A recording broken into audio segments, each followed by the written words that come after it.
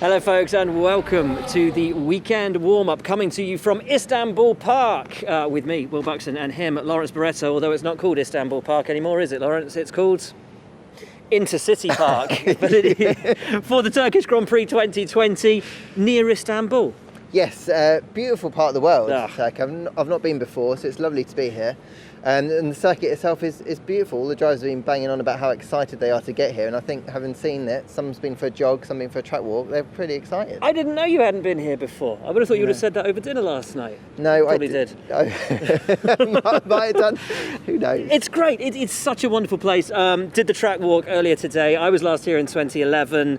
I think I've been to every Grand Prix they've actually held here. And Oh, cool. Oh, my word. I forgot how undulating it is because you know the layout. And the layout is familiar, but you forget down through turn 1 and 2 how similar to Brazil it is, how it just completely drops off that blind turn 1, coming back up the hill, dropping through 4 and 5, and then the rise up through 7, and it really drops through 8 as well, and on the drop down to, I mean, it's uphill, down dale. It's a brilliant track. It's no wonder then the drivers are so keen to get out there. Yeah. I think you can see the excitement on their faces. I can't wait to see practice. I can't wait to see a car around here. I'm going to go out for an explore around the circuit, go for a track run as well to kind of just get to know the circuit. The best thing about it as well is it's only recently been resurfaced a couple of months ago. In fact, I was talking to a couple of local journalists today. They said the track resurfacing itself finished 10 days ago. Oh, wow. So it could be a very slippery ice rink-like circuit out there, a bit like Portimao. Anyway, let's get on to the news and what we've learned throughout the day. And we're going to start down here at Williams because before we even got to the track today, news emanating from Team Willys. Yes, their acting team principal, Simon Roberts, had tested positive for COVID-19. He had a negative test. He had some symptoms, so they tested him again just before he got on the plane out here.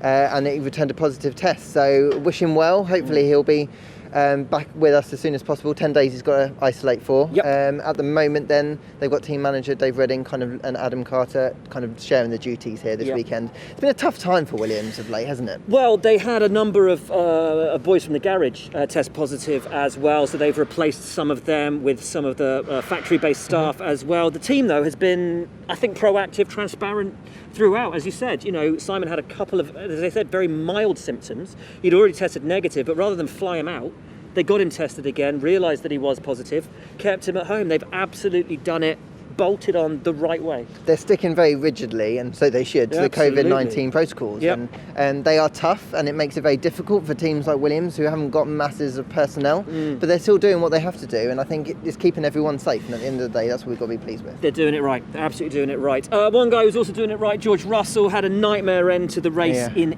Imola, but then sent a letter to the team apologising. What a lovely thing to do. Put Really a piece nice out on touch. social media saying, I screwed up. Lewis replied to it. Grosjean replied to it and said, I know that feeling, mate. I've been there. He had a lot of love from the Yeah, other he drivers did. on the paddock, and I think that shows a level of respect that drivers have for George.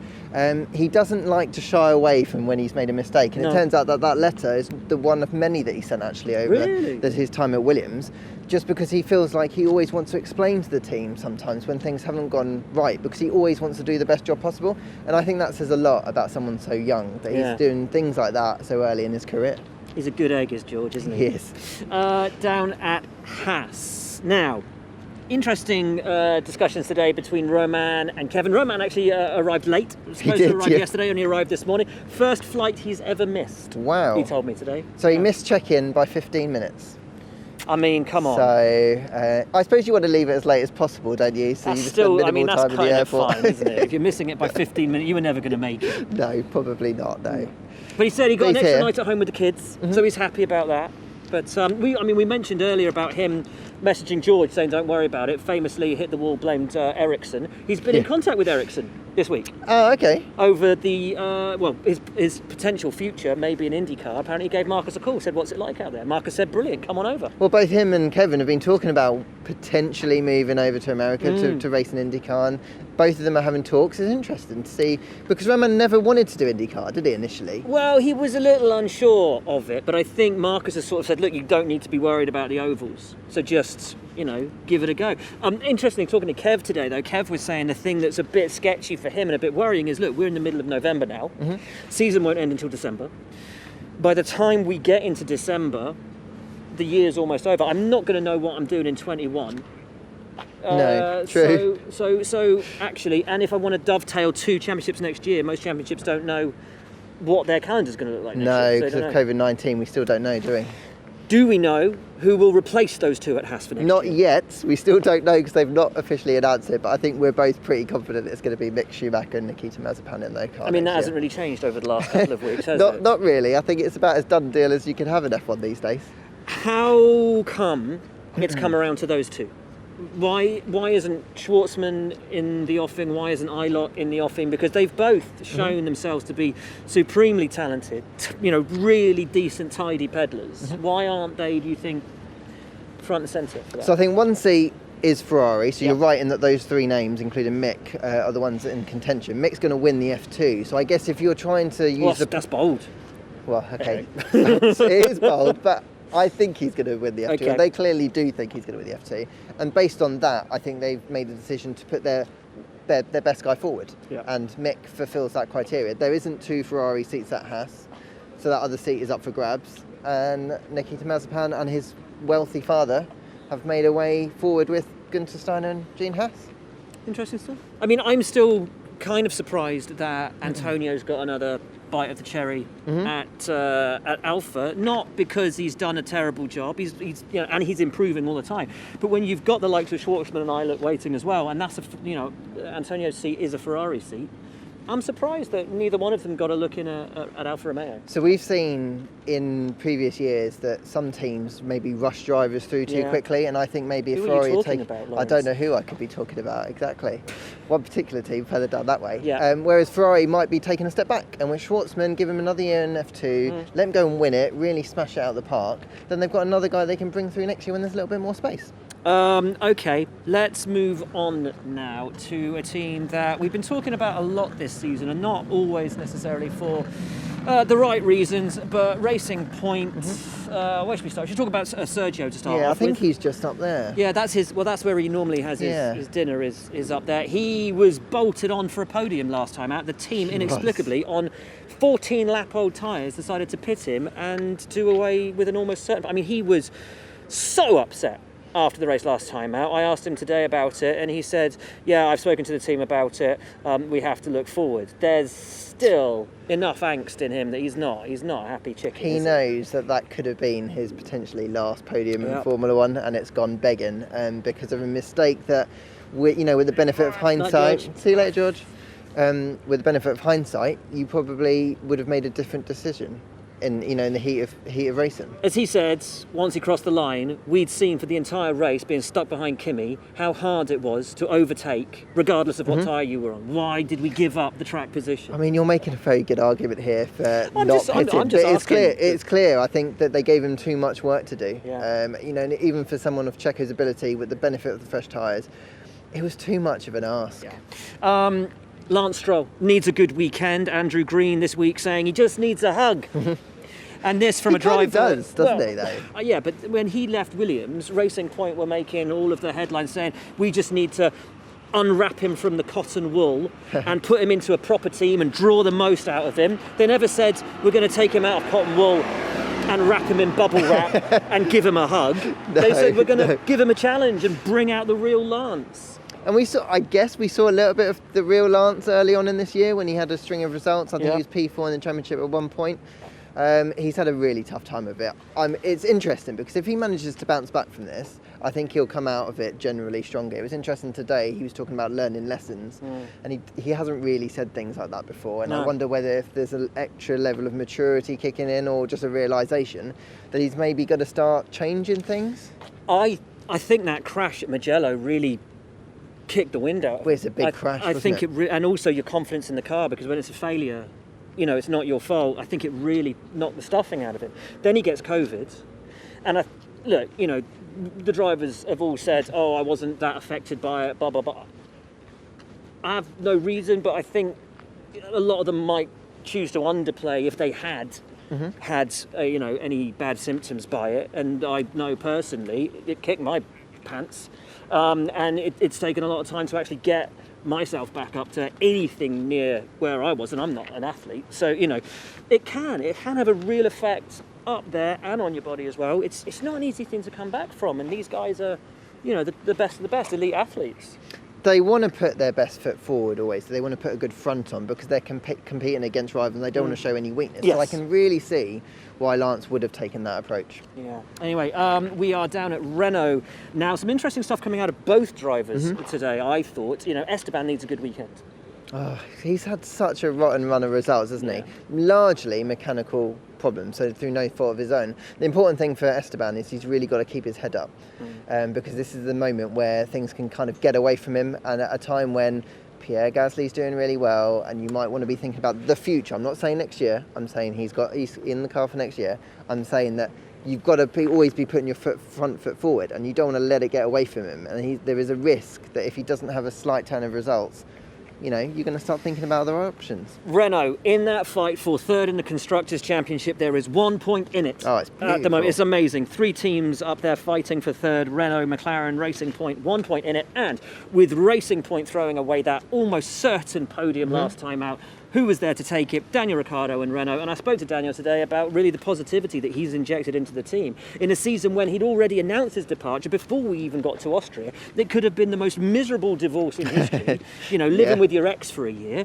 And yet, it's just got better and better as the season's carried on. He's a real role model in so many ways, and I think that you're right that he could have taken the decision that things fall apart a little bit. You can see maybe at Ferrari with Sebastian, that relationship isn't really working out that well. But at Renault, they just want to do well, both driver and team, and they want to get the best out of it, and they're working together as collaboratively as they can, and these are the results. Like, this is the form team at the moment. Well, I said to him, are you aware of what you're doing and creating it? And he's like, look, I'm just very black and white. I wanted to leave the team with a good car. And I'm like, yeah, but that's a car you're going to have to beat next year. You're just delivering Fernando a great car. And he's like, yeah, but I don't care. Because I know I've helped them, and then I'm going to work next year to work even harder and then beat that. And he's going to have to make this McLaren then a Renault beater. Carlos and Lando, both of them looking forward to this weekend. And where do we see them in the ultimate sort of fight for third? Are they tailing off, or are they starting to pull it back? I think that they're of those three. They're the bottom of those three, and I think they're very open in admitting that they've been overperforming for many periods this year against two teams who are arguably better resourced. But I do think that they've got two drivers who are driving at high level. Lando kind of hasn't had the rub of it of late, has he? Whereas Carlos has really picked up a little bit more. So it'll be interesting to see how that kind of pans out this weekend. It's really interesting, isn't it? Because the season started off and Carlos didn't have any luck. And then it turned. And then Lando didn't have any of the luck. They haven't yet hit a point at which both drivers have had a run of decent fortune. No, but then how many times have we seen that across Formula One over the years where teammates, one side of the garage seems to be doing all right, the other guy has all the bad luck, and then it just flips the other way. That's just motorsport, isn't it? As we arrive down at the Red Bull teams, I want to just reference something that Lando said to me in the pen earlier today. I said, looking at the battle for third in the Constructors, and he said, look, I think right now that Renault and Alfa are probably a bit quicker than us, but, I think we've got the legs on Racing Point. And I said, you're not talking about Alfa Romeo? And he's like, no, obviously Alfa Tauri. Lando was looking at the role that Alfa Tauri might play in the battle for third. Because they have been, ever since Austria, consistently quick, consistently there, fighting in the top 10 positions. But with Danny Kvyat playing a blinder in Imola and really showing his form, and he's got nothing to lose now in the final four races. Gasly, one of the performers of the season. If they can get both cars into Q3, that means that someone from McLaren, someone from Renault, or someone from Racing Point ain't making it into Q3. It also means there's less chance for somebody from those three teams scoring points in the race itself. Could Alfa Tauri be the ultimate spoiler in that fight for third in the Constructors? Very much so. You could argue they've been the third fastest car over the last couple of races, which is an extraordinary feat considering that their budget is obviously significantly less than a Red Bull's. Well, doesn't it show? And this again was a point that both Pierre and Danny Kvyat made today.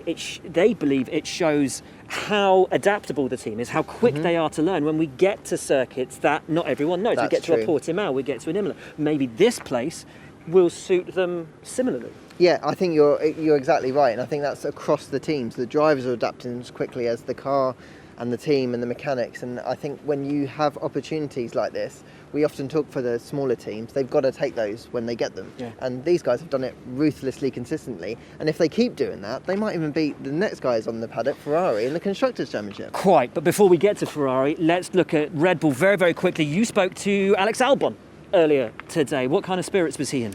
I think that when you look at his season, he's had some highs, he's had some lows, and I think he knows that. I think that he feels that he's going to give it everything to keep his seat at Red Bull. He's hopeful, of course, that he can stay there next year. The team, Christian Horner and Helmut Marko, have been very positive about him. I think, my feeling at the moment is that he's going to stay at Red Bull next year. That's my vibe that I'm getting. He didn't say that to me, obviously, but that is my vibe. At Red Bull or in the Red Bull family? So at the moment, I think it's going to be at Red Bull, because I still feel like Yuki Tsunoda is going to come up to AlphaTauri.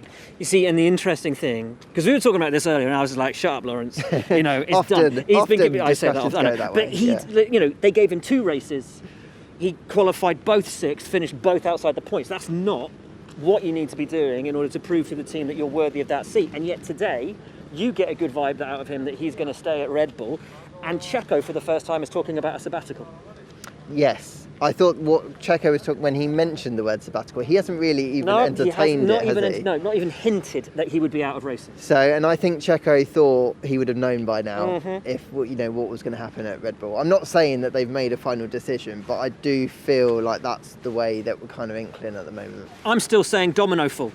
Final 3 races, double header in Bahrain, Abu Dhabi, domino fall. Fernando's in at Renault, Daniel goes to McLaren, Carlos in at Ferrari, Seb goes to Racing Point, and Checo goes to Red Bull for a couple of races so they can see if he's worth his salt or not. I mean, that would be an extraordinary turn of events, wouldn't it? Extraordinary. I mean, you've been right about some things that I thought were never going to happen, so it could happen, I guess. Well, that's easy. Anyway, look, let's talk about Ferrari. Seb, of course, the last winner here in Istanbul back in 2011, loves this circuit, is actually the most pumped up I've seen him going into a weekend for some time. I really hope that this is the weekend where things just go a little bit more his way, because I feel like you're just saying, he likes this circuit, he's excited and he's pumped. That kind of gives me the feeling that he really knows he's got to make it count this weekend. Well, it's his last weekend with Ferrari before he goes to... Oh, of course, Aston sorry, I forgot about your... I thought your breaking news, of course. And of course, Charles Leclerc, who can finish 4th in the Drivers' Championship. He's 10 points behind Daniel Ricciardo. Incredible, isn't it, really? I mean, when you look at the quality or lack of at Ferrari with that car, probably the worst season they will have had since 1980. He's just pulling out stellar performances week in, week out. What a job if he finished 4th in the Drivers' Championship. It would be huge. I would say that Ferrari have been bringing small updates race on race, and they've been working, so that car is improving. But I think Charles, and specifically him and his ability this year, it's made him look like a star of the future even more so than last year when he was winning races. He's a star of now, my friend. He's a star of now, as is. And we will finish down here at Mercedes. 7 world titles for them, confirmed last weekend in Imola. Lewis Hamilton, at the track where he really first came to the world's attention. If you didn't already know who Lewis Hamilton was, 2006 GP2, that reverse grid race on the Sunday, jaws on the floor, the world awoke to who Lewis Hamilton could be. And here he could match Michael Schumacher with his 7th driver's title. It'd be super special, wouldn't it? Wouldn't it? You could bookend it in that way. And if you look at all the stats and you do the maths, he's almost certainly going to win it this weekend, unless a miracle happens. And it needs to be a miracle, really, doesn't it? Sort of to stop that Hamilton freight train from just smashing in. It would be incredible. It's a track that he loves. He said, "Oh, I've only been here 3 times." I said, "That's 3 times more than most of the drivers." He said, "Yeah, I know." He said, "Valtteri, 2011 when we last raced here, Valtteri was in F3." So that's kind of making everyone feel a bit old. Okay, I bet that probably made him feel a bit old. Made me feel old. But I mean, look, these guys, weekend to weekend, strength to strength, there's no stopping them, is there? No, and we've said this, on multiple weekend warm-ups this year, that they just seem to be getting better and better and better, and they stopped developing this car a long time ago, and these guys are still the ones to beat. It's a phenomenal achievement. Although saying that, Red Bull were much closer in Imola last time out. Max was really on it really there? What do we think? Do we think they can pose a challenge to these guys this weekend? Or is it going to very much depend on the fact that this newly surfaced track, this newly sort of laid track, will take time to rubber and it will keep evolving throughout the weekend? I think it's going to be quite an open weekend for those very reasons, that the track is going to be unpredictable. Perfect timing, Toto. Perfect. Thanks, Toto. What I like about that is you thought about it for a couple of seconds before deciding Weighing it up actually to and come still straight. went with it. You came straight through. I'm not sure you guys are talking intelligent stuff. Well, that's I mean, almost certain. why change the habit of a lifetime? Choto said we weren't saying anything intelligent, in case you didn't pick that up. And just as proof of that, Lawrence's shoe choice for this week, I think ultimately proves the level of intelligence. That I lack intelligence. Is that what you're trying to say? Chewbacca shoes, ladies and gentlemen. Brutal. Wookiee Adidas. Anyway, I think we should leave it on that. Thank you to Toto for his impromptu appearance, and thank you to you for tuning in. Prediction: who's going to win? Lewis. There you have it. What Breaking about you? news. Do you agree? Yeah. But after a titanic battle with Max Verstappen Okay. and Seb on the podium, why not? Let's do that. Boom. Let's do that. What podium? Great stuff. Lawrence, thank you, mate. Really enjoyed it. Cannot wait to see the cars back on track here in Istanbul. Thank you for tuning in, folks. Join us throughout this weekend. But for now, from Lawrence, from me, we'll see you later.